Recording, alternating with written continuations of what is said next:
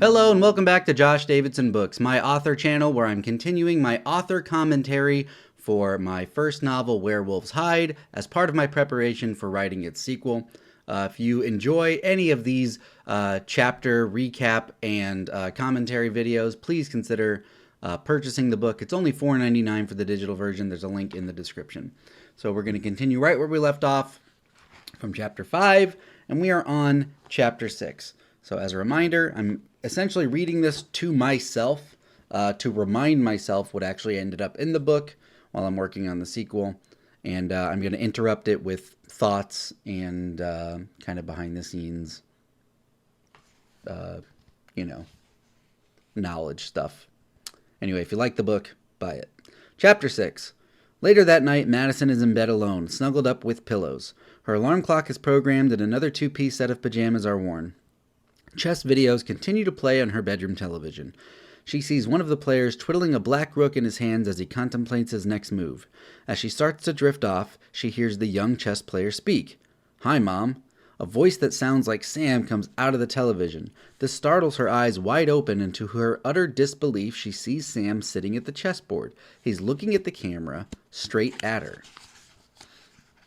She rubs her eyes and sits up, squinting to confirm she's seeing what she's seeing. Madison responds with doubt. "Sam? Yeah, Mom, I really miss you a whole bunch. I'm okay, though. I don't hurt." So my thought with the... Well, hang on. Let's read a little bit more and I'll share it. Sam keeps talking directly to her through the television. Madison crawls to the edge of the bed to get closer to him. As more details come into focus, she sees that Sam has blood running out of the left side of his mouth, down his neck. Her concern and confusion are getting stronger. "Sam, baby, I miss you too. I miss you too, sweetie. You don't even know. Where are you? How can I get you? I need you back." She starts to break down. I need you too, Mom. I wish I could have grown up. I bet we would have still been friends." Sam looks away from her, back down at the chessboard. Madison frantically leaps from her bed and dashes to the television screen. She walks right up to it and puts her hand on the glass. She mouths quietly to herself as she weeps. No, no, no, no, no. While the camera lingers on Sam, she gently rubs the television screen as if caressing his blonde hair. When it pans around to show the side of his face, she leans against the television to rest her cheek against his. She closes her eyes and pretends they're hugging. Sam talks to her while her eyes are closed. "Do you think we'd be friends, Mom, if I got to be older like other kids?" She nods yes slowly as tears fall. "Yeah, honey, best friends. You're my best friend and I love you. I hope you know how much I love you." Sam is oblivious to his mom's crying. "Yep, I do. I know, Mom. Love you too." "If you love him, why'd you let him die?" A voice that sounds like Madison's booms out of the television speakers. She opens her eyes with shock and anger, then lifts her head off the television, turning to face it head on. She sees herself at the chessboard playing the white pieces. "Why'd you let him die? Why'd you let him die? Why'd you let him die?" Television Madison endlessly repeats the same question, with her voice becoming more profound and demonic the more she says it. Bedroom Madison slowly walks away from the television, struggling to move her legs. She's trudging in molasses like hands are fighting to hold her in place. Finally, her body is able to make its way back to the bed and sit down.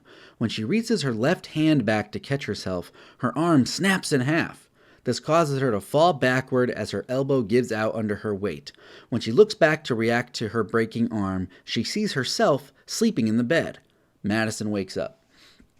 So obviously we have a dream sequence here, and the thought process is that, the dialogue that Sam has in this dream sequence is, Madison's own subconscious. It's what she imagines he would be saying if he were here right now, because he's not here. And, there's layers of guilt, layers of grief, and kind of, internal, when I made the decision to basically make it third person non-omniscient, and basically make it, a movie in book form where we're just seeing these events happen, like we're watching a movie, but we're reading a book. I still wanted an opportunity to get inside the main character head a little bit, and I thought a dream sequence was a really good way to do that. There's also quite a bit of foreshadowing in this particular sequence. A lot of things that happen later tie to this particular sequence. And so that was really fun to kind of tease later events. Foreshadowing is a lot of fun in stories I consume and stories that I try to make.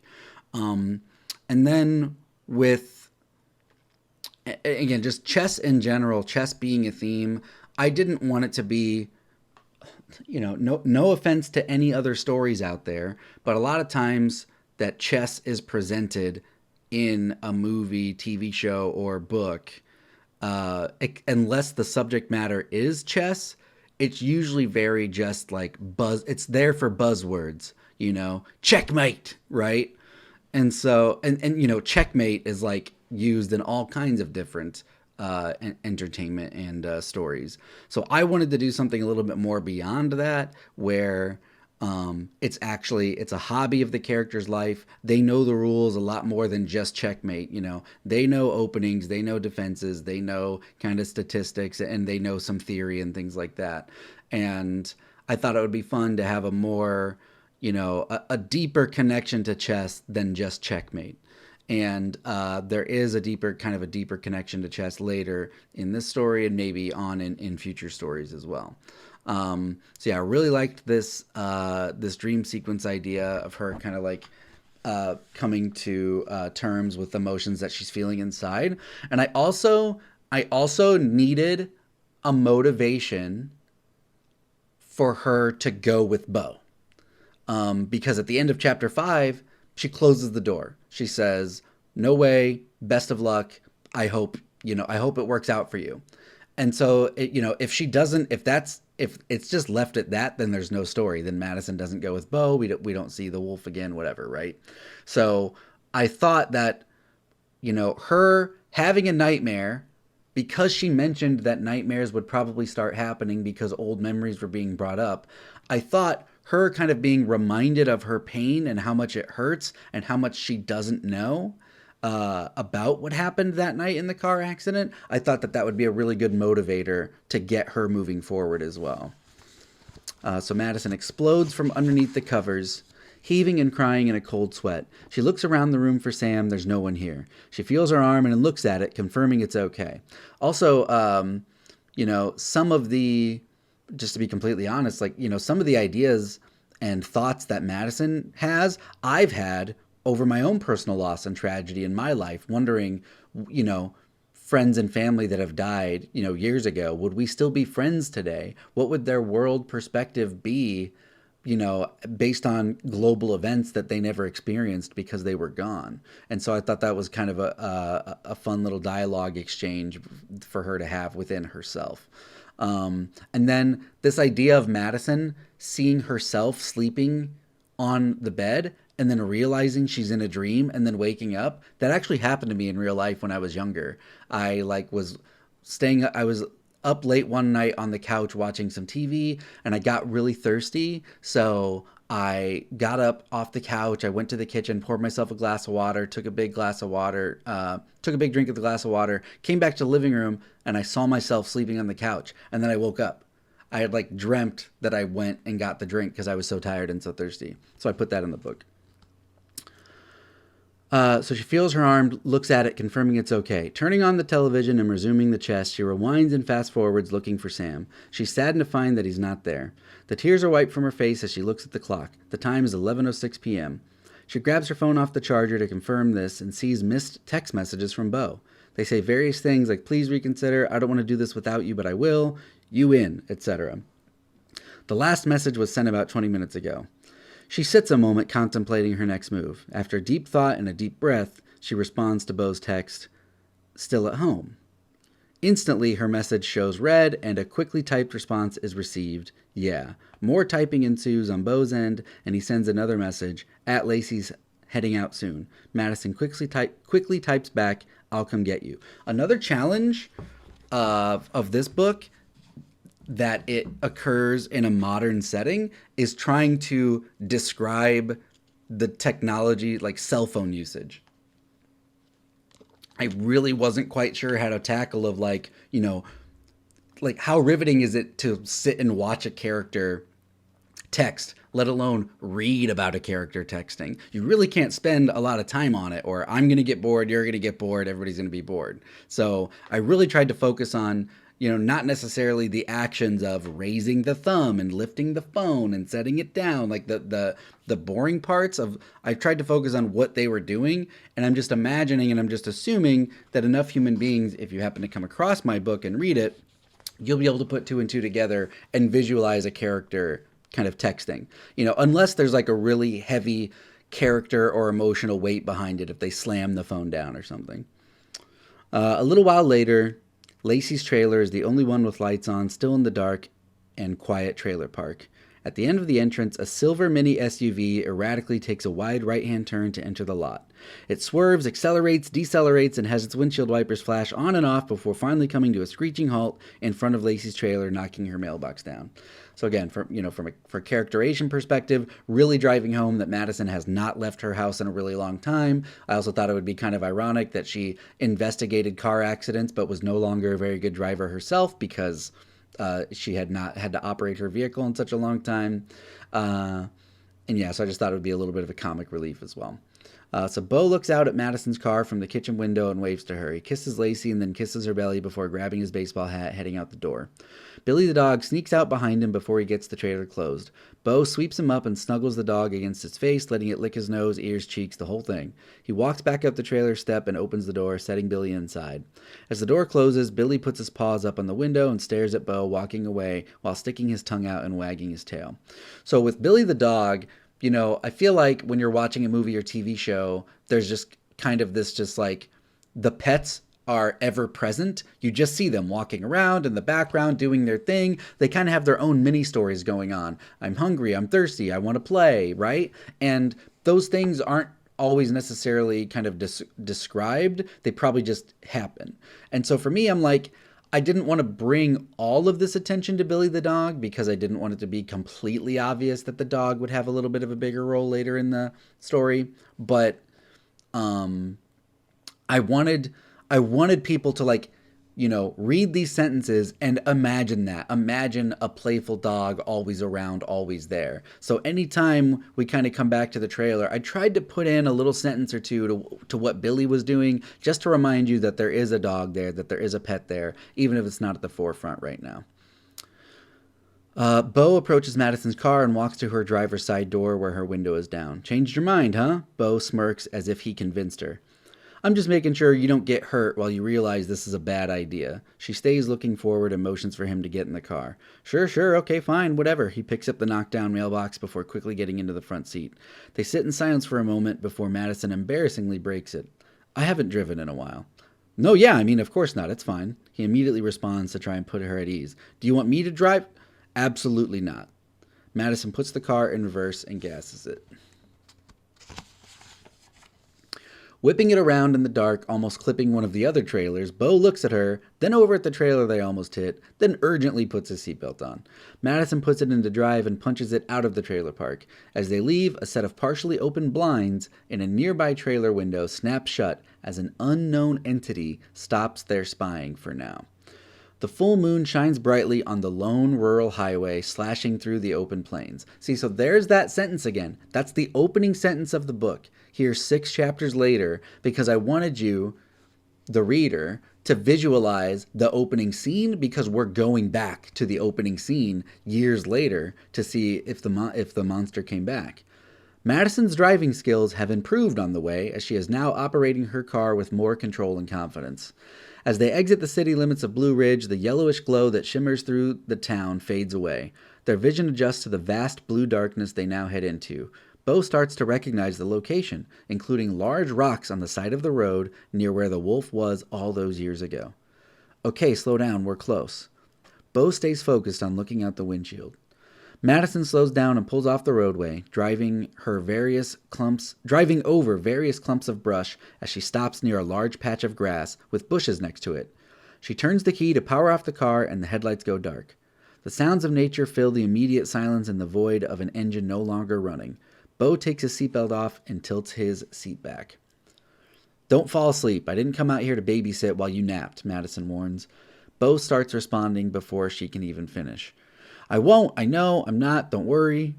So there's supposed to be kind of like, he's instantly responding to everything that she warned him of just after she kind of says it. He reaches around his various pockets until he finally comes up with his pack of cigarettes. He starts to shake one out when Madison abruptly leans over, grabs it out of his hand, and throws it into the back seat. Madison chastises, "No smoking." Bo exhales in slight frustration. Okay, fair enough. He lifts himself off the seat with his legs, grunts and struggles as he violently reaches back into his back pocket. At long last, whatever he was gripping comes free as his arm shoots up toward the car's roof, and he almost hits his hand on it. The moonlight through the window glimmers off the metal flask he has revealed as he twists the lid. While lifting it toward his mouth, lips outstretched in sweet anticipation, Madison again steps in, snatching the flask. No drinking neither. She scoffs in disappointment as she rolls her window down, dumping the alcohol out. Once the flask is empty, she tosses it into the back along with the cigarettes and rolls her window back up. Bo glares at Madison, looks at the flask, then back at her. He begrudgingly lies back down and puts his baseball cap over his face. So again, some characterization here, them falling back into their old relationship pattern of she's the surrogate mother figure, he's this kind of troubled boy, and even though he's a full-grown adult, it's like he's a kid again when he's around Madison, and, also trying to show that, Madison is a force for good in his life, even if he doesn't always agree with what she wants him to do. It's even later now, and Bo sits upright while Madison is lying in her seat. Her right arm covers her whole face to keep the moon's brightness out of her eyes. She mumbles through her own arm. What time is it? Bo reaches over and turns the key in the ignition so the radio light turns on. 1:37, he reads the clock. Madison licks her lips to try and restore some moisture in her mouth as she puts her seat back up straight. Speaking of that, we're going to take a drink here. I don't have a lot of practice reading books out loud lately, so too much chatting. She wipes her messed up blonde hair behind her ears and tries to tighten her ponytail. She looks at the clock herself before reaching for the keys to start the car. Bo puts his hand on her hand to stop her. Wait, stop, what are you doing? He whispers loudly as he speaks. Madison talks normally. Leaving. We're leaving, Bo. We tried. Bo pleads with her quietly. No, wait, not yet, not just yet. It's not going to happen. Even if it's real, it's not showing up. We've been here like 3 hours already. Just 15 more minutes. It's practically already 2 anyway. Just wait till then to be sure. He takes his hand off Madison. She looks at him and looks at the clock. She exhales and turns the key back to off so the radio clock light goes dark again. Fine, I'm already screwed for sleep anyway. So that moment of Bo placing his hand on Madison's hand without her permission, that is kind of a character flaw of kind of being intrusive and just kind of assuming what he wants is what's best. And that he does that again, I think, to Lacey later as well. But it's addressed, I don't just have a character make a decision like that and it doesn't come up at some point. She says, I'm screwed for sleep anyway. Do you still go to bed super early? Bo asks innocently. Yeah, why? Well, ain't you already had like 4 hours of sleep then? I haven't slept and I've been up since 5 this morning. No, I was having trouble. Madison remembers the chessboard vision. How come? Nightmare. Oh, Bo feels bad for asking but tries to empathize. I have them too. Yeah, I know. I remember you sneaking out to me when it happened. Sometimes the same nights as mine, Madison smiles. Bo laughs. Yeah, that was crazy when that happened. Madison thinks about it a little more. Wait, why were you up at 5 a.m.? Isn't that usually when you go to bed? Oh, yeah, I had a bad one last night. So when I woke up to pee and throw up, Madison rolls her eyes in disgust as Bo continues. I cleaned the whole house and went and picked some flowers for Lacey before making her breakfast. Madison is still grossed out, but slightly impressed. Oh, well, that was sweet of you. Bo nods. Yeah, I F up and then I make up. I'm almost as good at fixing things as I am breaking them. When I heard that you were going to be a dad, I was worried. For a lot of reasons, obviously. But most people have their hearts in the wrong place. They make their kids' lives their own. You fix that and the rest will sort itself out. Bo nods and smiles. Yeah, hopefully. Madison stares out her driver's side window, suddenly deep in thought. They sit together quiet for a couple of moments before she shares what she's thinking about. I haven't been here since it happened. Bo slowly turns his head toward her. Oh, wow, really? Like not even to go to the cities? Madison shakes her head. Nope. When I still went out that way, I took the long route. It's only 20 minutes or so not that bad, really. It's just too hard. It's hard to be here. I don't go out of my way to be here most nights anyway, but I've definitely driven past. It's crazy how it's just a road and some rocks to everyone else, but for us it's like this evil time machine or something. Bo empathizes with Madison's struggle. So that's something that I also pulled from real life as well, where I just find that, like, there are certain songs or movies or locations or things that you associate with people that if they pass away and they're gone or they're no longer in your life, that sometimes it can be a really painful memory. It can also be a really positive memory, depending on the situation and depending on what mood you're in. But for the purposes of this story, I wanted to focus on kind of the hurtful aspect because we're trying to grow and get better. But yeah, it's strange how, like, again, like, yeah, just a random road is probably just a random road. But if you know somebody who, like, died in that area, that's like a really kind of, triggering area and situation for you. Madison smiles. Not quite how I'd put it, but yeah, something like that. As they were talking, a dark figure slowly approached the roadway from the open plains about a half-mile down the road. As Bo looks down with a grin, Madison glances out the windshield and sees it. Jesus effing Christ, she bluntly exclaims in awe. Bo, it's like, Aunt Maddie, I don't think I've heard you talk like that. Maybe my whole life. Bo sees that she is transfixed and looks out the windshield with her. He sees what she sees. What you said. Bo gulps as the dark figure approaches the road. He whispers in nervous excitement, "What do we do?" Madison looks around to see if there's anything or anyone else out here. She places her hand on Bo's chest to have him lean back and looks out his passenger side window.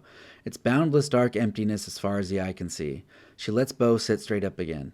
"We are going to quietly get out of the car, but don't close your door. Just leave it open. We don't want to scare it off." Bo nods in acknowledgement. They each slowly start to open their respective doors when suddenly the interior light turns on and the door dings. Madison realizes the key is still in the ignition and quickly removes it. She looks at Bo and rolls her eyes. They both look back toward the dark figure. It remains on its path and doesn't appear to notice. They both exhale and then finish getting out of the car. So this is, I also, really wanted to go for like a buddy cop feel here where they're learning about each other, they're catching up, and they're kind of on a stakeout together. And so you have these kind of, conflicting personalities of like an immature renegade and a mature seasoned parent trying to work together to figure out how to handle this wolf because they're both in shock that it actually showed up. And I did toy with the fact of doing like a mini montage where night after night nothing happens, and then eventually something happens. But there's a few reasons I didn't do that. Number one, we know it's going to happen. We're reading a book. We're consuming a story. We know something is going to happen when we go out there. Number two, I thought that it was just a real waste of time and really repetitive to kind of put more filler in stuff in there. And then number three, in the lore and world of the story, the wolf has been going there regularly. It is not large giant gaps. There's something that has this creature here kind of all the time again. Let's see. She rolls her eyes. They both look back toward the dark figure. It's still on its path. They both exhale and then finish getting out of the car. As they slowly walk in the dark toward the monster's direction, Madison stops. Bo stops with her and looks at her. "What?" he whispers. "Do you have a weapon? A gun?" She's suddenly more scared outside. "No, do you?" Bo asks back. "No." She shakes her head no. They look at each other momentarily, then slowly continue forward in unison.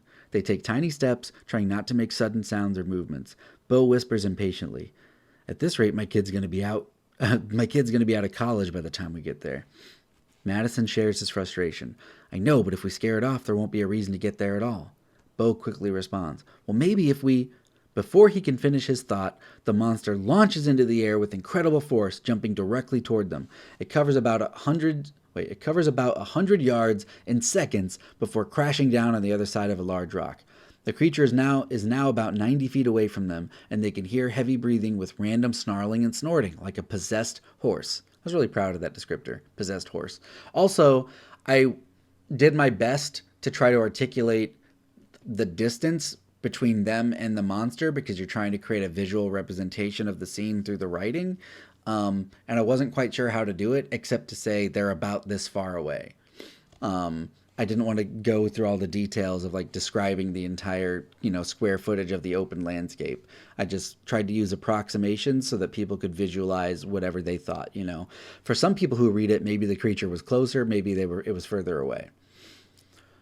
Bo and Madison are frozen in fear. They crouch down where they stand and hold their breath, hoping the rock and some small bushes are enough to keep them hidden. It's all they can do to not scream.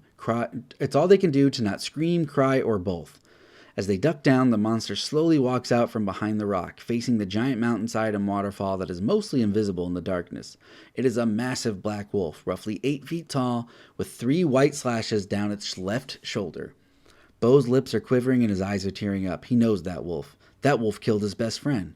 The tears and saliva build up so much that they roll down his cheek and chin. Madison glances over and sees it, but she's too late.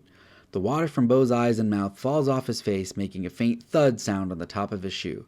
The dark wolf with white slashes immediately darts its head to the right to stare at them through the darkness.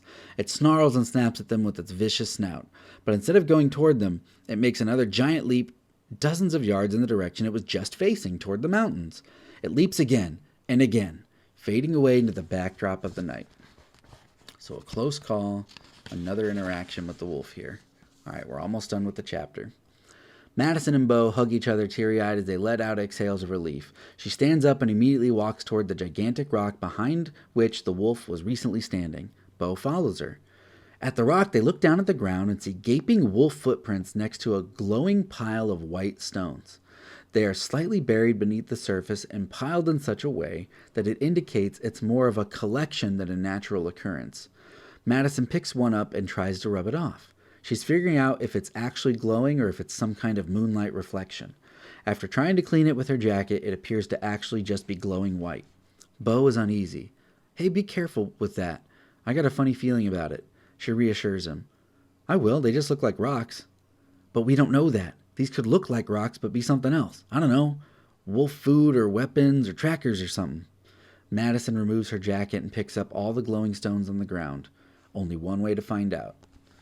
And that's the end of chapter 6. Kind of a big story moment of getting Madison and Bo back together. The nightmare, the chessboard, the foreshadowing, going out to the event where all of this, or to the location where all of the events started 20 years ago, seeing the same wolf again, having mixed emotions, scared, no weapons. They really didn't think this through as well as they should have. And, kind of getting that excitement of, oh my gosh, it is the same wolf. And so then, finding these glowing rocks by the side of the road, as I was writing the book, I started to pay more attention to like how I was ending chapters. Of course, I was always paying attention, but I mean, really focusing on, let's do something really interesting to bring people back so that they want to start the next chapter right away. And so with this, the rocks on the side of the road and only one way to find out, like for me as a writer and a reader, I immediately want to know what's going on with those rocks, that wolf. I want to see how Madison and Bo's relationship develop now. So yeah, that one is a very pivotal, it was a little bit of a longer chapter, but there's a lot in it going on. So it was really fun to reread that. And it's really fun how my imagination sees, it's like I'm remembering my imagination because I'm seeing scenes how I imagined them when I wrote it, even though it's words, it's my own words, putting those projections into my mind. So kind of a fun thought experiment. If you enjoyed that chapter or are enjoying this video series in any way, or you just can't wait to find out what happens next, please consider purchasing the book. It's on Amazon. It's $4.99. I've got a link in the description. I'm actively working on a sequel, so if you want to get invested and get into the world here of Werewolves Hide, it will at least be worth it for another book. I've got some ideas down the road, but we'll see. Let's just focus one book at a time. So that's going to do it for this chapter recap. I appreciate you being here. If you watched or listened to this, don't forget to like, comment, and subscribe. And no spoilers, please. Try to keep the comments spoiler-free. Thanks again for watching or listening. I'll see you in the next video.